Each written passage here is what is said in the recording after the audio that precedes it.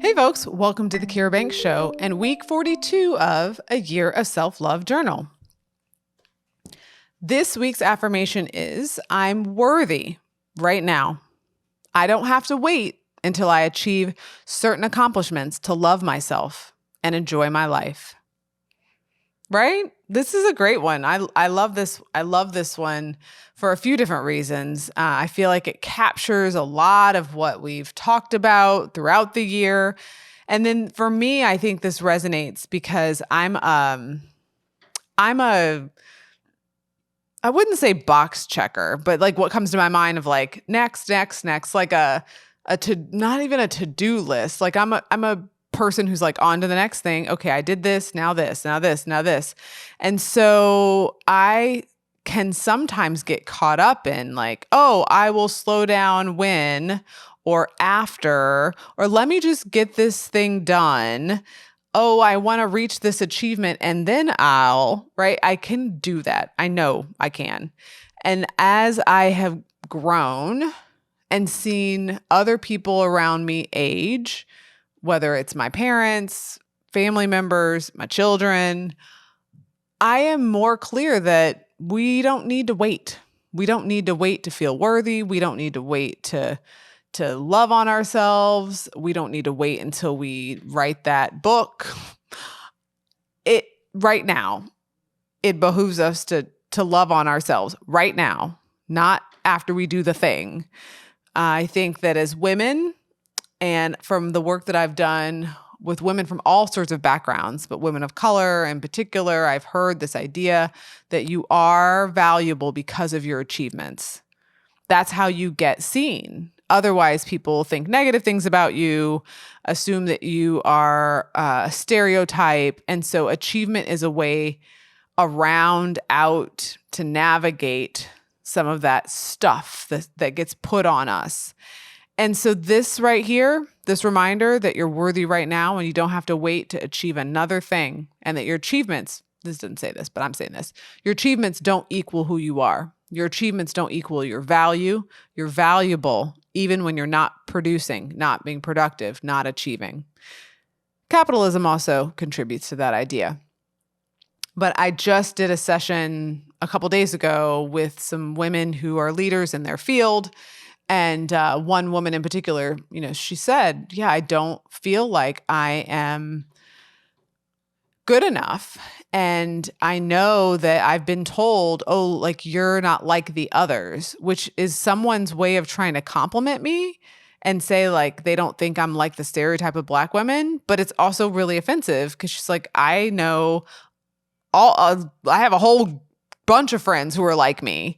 And so like having to navigate people's assumptions about you and think they're setting you apart because you're not like the others, but then knowing that like that's false, but also then feeling like if I'm going to succeed in this environment where this person is maybe in a leadership position or maybe the norm, that you've got to play into that in a way to like keep achieving, for them to keep thinking that about you. So it's like, do you stop to correct them? Do you can, but like their worldview is narrow. And so this person was just sharing how it was hard for them to kind of rest, literally and figuratively, rest in the fact that they're good enough right now. And then also rest. They're like, I want a bed rot, but I just want to spend a day watching TV, doing whatever. But I feel like that's so unproductive. And like, I don't deserve that. I have to earn it. I have to do all these things to be able to do it. And the fact is that you don't have to earn it. You don't have to earn your rest. Rest is something we all deserve. And so there's a whole book, Rest is Resistance, that talks about that kind of hustle culture that we can get caught up in.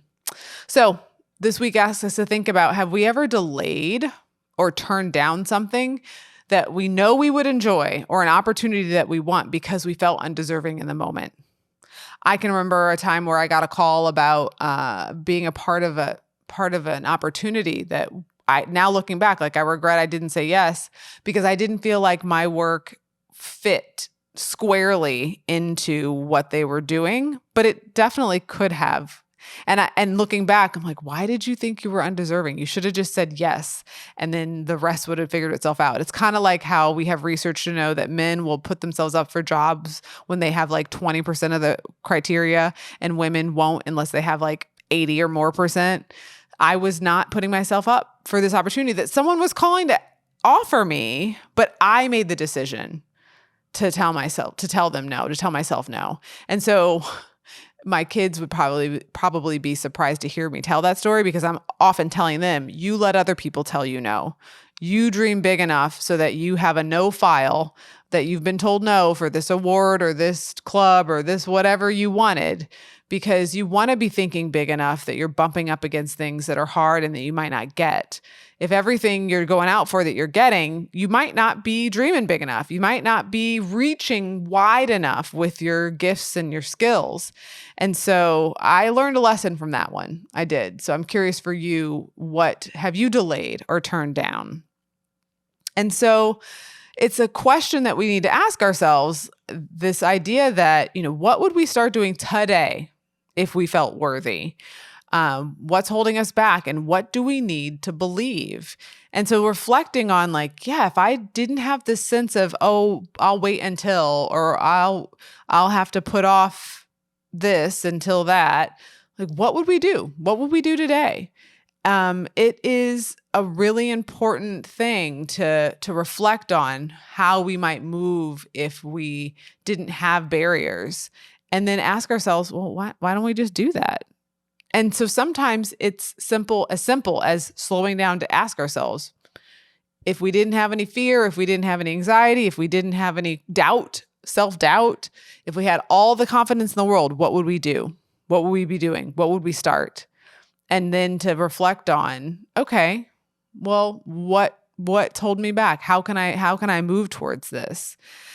There's this idea of it's okay to do hard things, but there's a sense, I feel like in today's age, I was talking to my youngest, that I wonder if some of it is the social media that they've been raised in. Because with social media, you can do multiple takes. You can show the best picture. You can curate an experience. You can curate a persona. And so when we see that polished look, it can feel even more intimidating to try new things, because, we see so-and-so doing it so well, but so-and-so did literally 80 takes to do that thing, right? Well, it's our first take. It's going to look bad. They didn't show their first take. And that we can sometimes hold ourselves back because we don't want to try hard things because we don't want to fail. And so I was reminding him that everything is about practicing, putting in the work, not thinking that you have to show up perfect, but that you are worthy as you grow. You're worthy as you try, as you practice, as you do these hard things. And so sometimes it's a matter of telling our minds that it's safe and okay to not do hard things. And to some people say it's okay to suck at something. You often do the first time. And physiologically in our body, if we feel ourselves tensing up, tightening, getting anxious, go back to those breathing strategies from a couple weeks ago. It's to tell our bodies that it's safe to try new things, that I can be scared and try this new thing,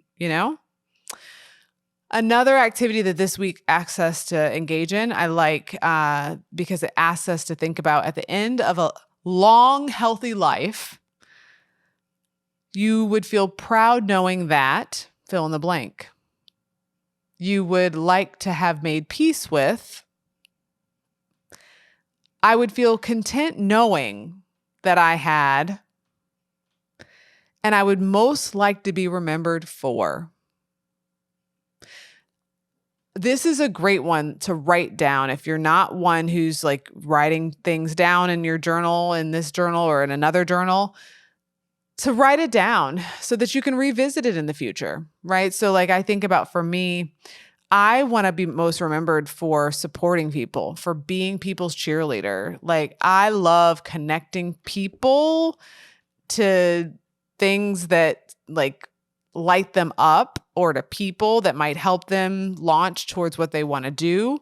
And what I've learned in my life is that some people assume that when I do that connecting or like supporting or cheerleading, it takes them a minute. They assume that it takes them a minute to know that I'm genuine.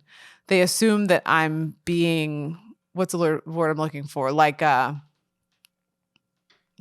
fake, but like performative, like, oh, you're just saying that. And it's like, no, I'm really excited for you. I have a colleague who is an artist, and she was a professor for lots of years. And then as she was retiring, when it was starting to get more into her art practice. And I remember she was sharing it with me and just being super excited for her that she was expanding this part of her brain and this practice. And like, it was so neat. And I remember her saying one time, she's like, you are one of the most supportive people around this. And I've been scared to share it with people. And I felt so warm that she like heard that I was serious, because I was serious and genuine, that I wanted her. I was so excited, and I wanted her to continue to explore this part of who she was. And that now she's like doing pop-up art shows and all this. And I don't at all like take credit or, like for what she's doing. But I really am happy that she knew that I genuinely supported her before it was a thing out in the world that looked good. Right. So that whole idea that we don't have to have accomplished things. She didn't have to have a name or have to have been in an art show for me to be like, this is really good work, or I'm excited for you that you're practicing this new way of expressing yourself. Like from the minute she shared it, I was like, yes, this is great. This is fabulous. I want this for you. And so if I can be remembered as someone who does that for people, that would make me feel good. Like, if people knew that she supported me in whatever it is that I wanted to do, that was like self-expression or whatever. I do have a bias for the arts, so maybe there's something there. But I feel like I even I do that for my students too. Like genuinely, okay, you want to do this? All right, let's go. Let's figure this out. And so it might be the teacher in me, that the teacher, the mentor, the person who likes to help other people grow in their knowledge. And so if I can remember for that would feel good. So I encourage you to reflect on this exercise to help you get clear about what you really want, who you are, not the things that you achieve and the things that you do for, like work. Like you can love on yourself for the ways that you have interacted with other people. It doesn't have to be, oh, I'll wait until I get this promotion or until I do this big thing to feel joy, to be there for other people, to make peace with things, to explore all parts of who you are. I will leave it at that. I want to know how things are going for you always. Feel free to find me across all socials. I'm Dr. Kira Banks, and I'll see you next time on The Kira Banks Show. Have tea to spill or something you want to ask Dr. Banks? Contact her at kirabanks.com/stories or stories@raisingequity.org. Thanks for listening.